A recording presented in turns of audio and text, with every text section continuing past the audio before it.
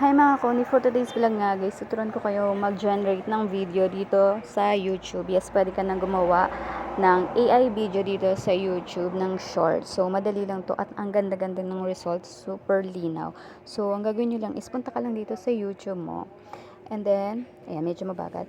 Makikita mo yung plus sign dyan, i-click mo lang yung plus sign. And then, punta ka sa short. And then, pumili ka na ng image na gusto mong gawing video. So, ayan. So, kuha ka lang dito. Kapag meron ka nang naka-ready, i-click mo lang. Ayan. After mong ma-select yan, guys, i-drag mo siya papunta dito. Pahabain natin. So, ayan. Pwede mo siyang i-drag. Ayan. Ayan. Iusod mo lang siya ng mahaba.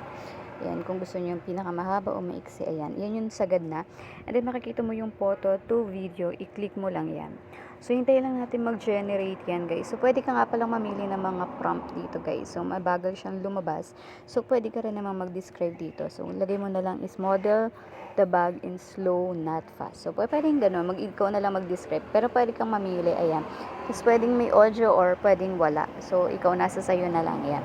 So, ayan. Ako is describe ko na lang siya ng ang tagal niya kasi kanilo. So, ito lang yung gusto kong ilagay dito. Para yun lang yung i-generate niya at gawin niya. So, ayan. And then, hintayin lang natin itong mag 100% at sobrang ganda ng kalalabasan itong pag-generate dito sa YouTube, guys. Tapos, wala pang bayad. Tapos, wala rin siyang watermark. At malinaw siya, guys. So, ayan. Hintayin lang natin yan. At pwede nyo na itong i-upload sa Reels nyo. O, diba?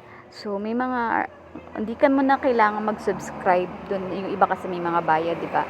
So, kung may YouTube ka, dito ka na lang mag-generate ng video. Ayan, hintayin lang natin mag 100% at pwede na natin yan i-download. So, madali lang naman i-download to, guys. May save device na nakalagay dyan. So, ayan, papakita ko sa inyo kapag okay na talaga yung ating video. So, may audio nga pala ito. So, pwede nasa sa'yo kung i-mute mo yung audio. Ayan, ganyan. Tapos, makita mo yung tatlong bilog sa taas, guys. Ayan, i-click mo lang yung tatlong bilog sa taas at may nakalagay doon na save device. So, i-save device nyo para mapunta siya sa inyong gallery. At pwede nyo na siyang i-upload sa Facebook or sa YouTube nyo or sa TikTok nyo. So, yun lang guys. Thank you for watching.